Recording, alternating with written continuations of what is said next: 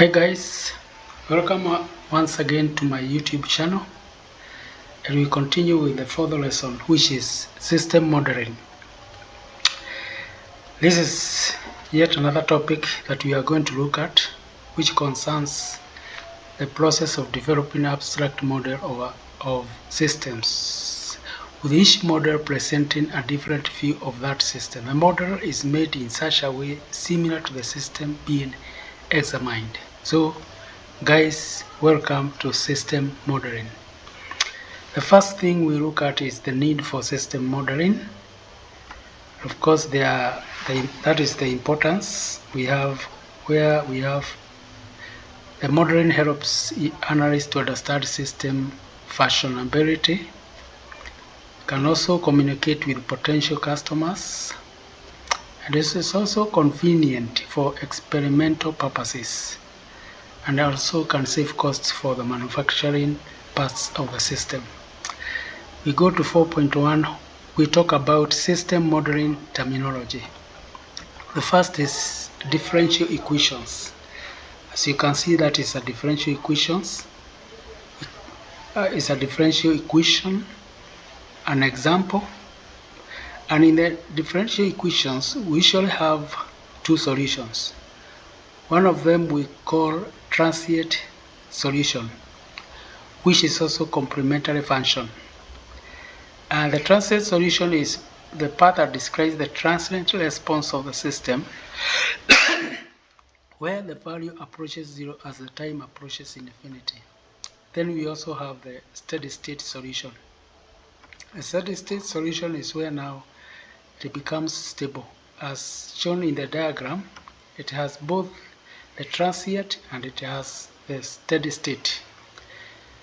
So we begin with the transient, and you can see it is oscillating along a certain line, and finally it becomes stable, where we now see it is at steady state.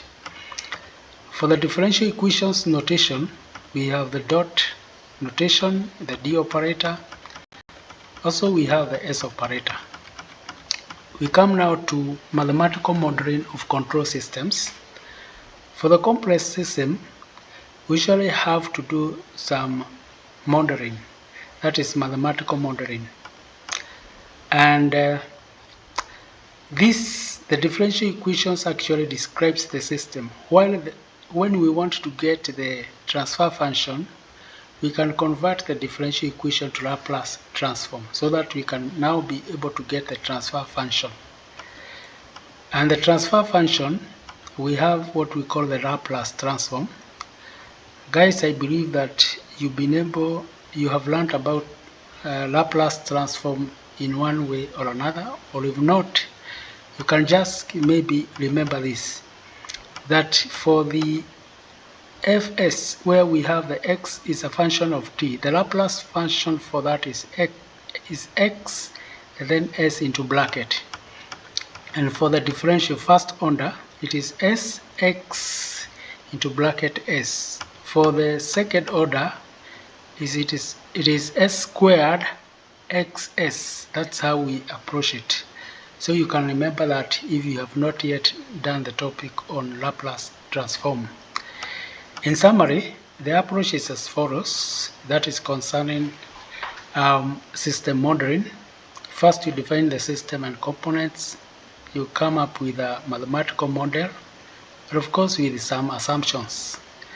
Then you obtain the differential equation, and then you solve for the desired output variable. You examine the solution and the assumptions, and then finally you can reanalyze or redesign the system. Modeling of mechanical system. The first thing we start with is a translational mechanical system. We have the mass. For the mass, according to the second law of motion, the force applied to the mass is supposed to be proportional to acceleration. And of course, the acceleration is the second order differential equation, or dA squared x over dt squared.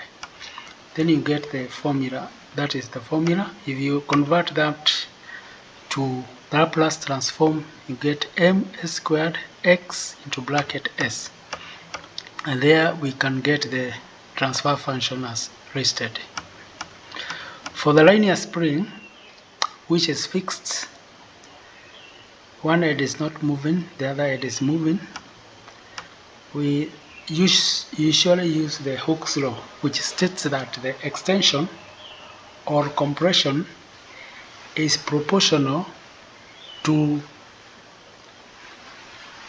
the force applied. Then we can convert that into Laplace transform, and that's what we get. That is Fs is equals to kx into bracket s. Then we can get also the transfer function, which is 1 over k. Then for a spring that is not stationary, meaning that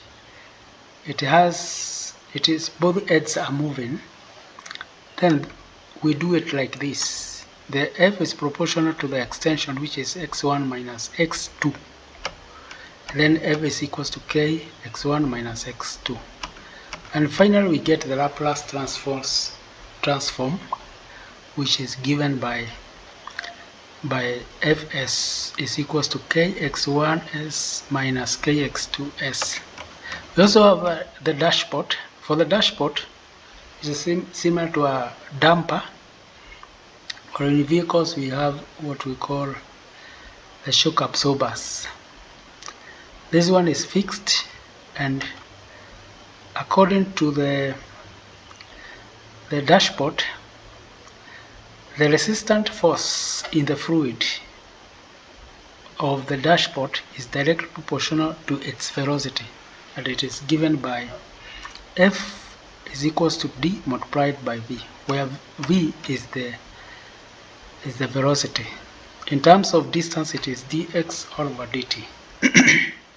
So taking Laplace transform, we get 1 all over d, that is damping coefficient or damping factor or viscosity factor multiplied by s. If the damper is moving on both sides, that is if there is an object that is moving fixed to the damper, then we have the Laplace transform as shown. From there we get to maybe an example. For this example, we usually have, the first thing we do is that we draw the space diagram. The space diagram represents the number of forces acting on the mass, and the space diagram is shown below. We have the force. The force is acting downwards. When the force acts downwards, we normally have the Fm, which is the equal and opposite force due to inertia. We call that one Fm. That one is always there. As long as the object is moving in the opposite direction, the opposite direction has a force, which is as a result of the movement of the object, and that is Fm. So if you come and balance, we have the Fm plus Fk plus Fd is equals to F, and you can write the differential equation as shown below. That is with respect to time. For the transfer function, that one we have not yet looked at that. So let's go to the next example, where now we want to look at the transfer function of the following system.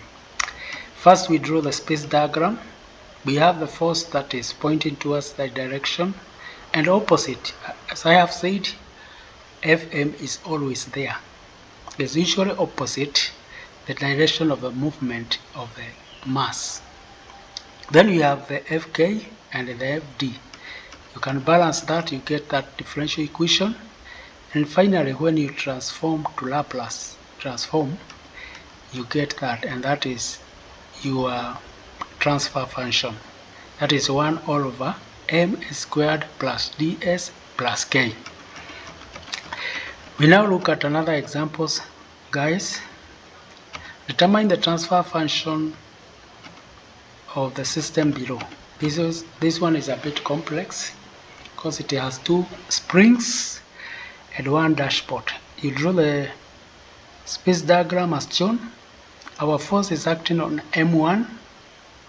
So every time we have a force, then we have the opposite reaction, which is Fm, due to the inertia of the mass. Then we have the Fd, it's pointing upwards. The Fk1 is also pointing upwards, because all these are opposing the force. But for the K2 is actually assisting the force to move the M1 downwards. So we come and balance those equations. We have that as our differential equation. Then we take the Laplace transform, convert that.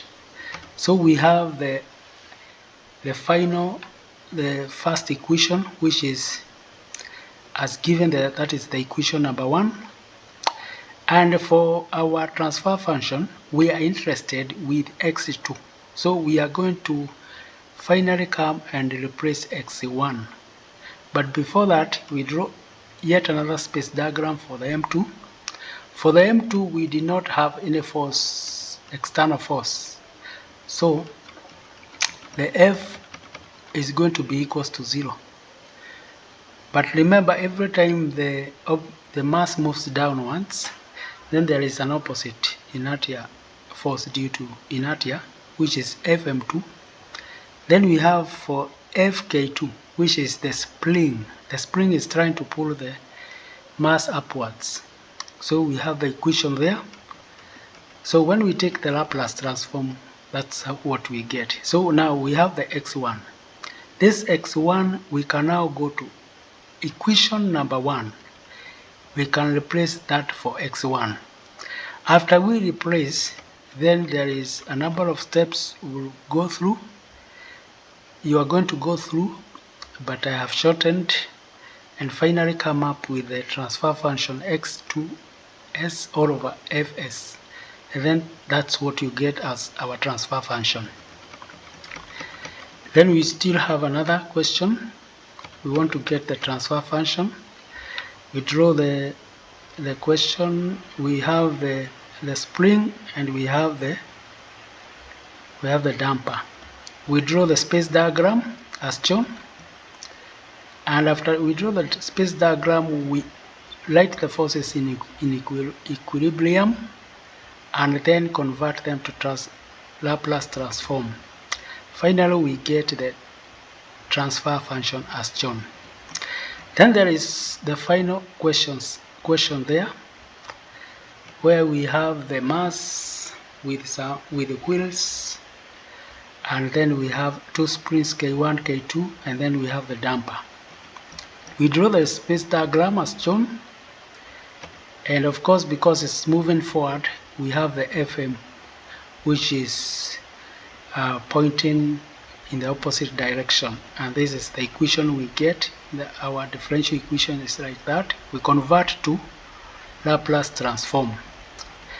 After we have converted to Laplace transform, guys, I'd like you to give you a challenge and tell me, what are we going to do next after we have converted that equation to Laplace transform?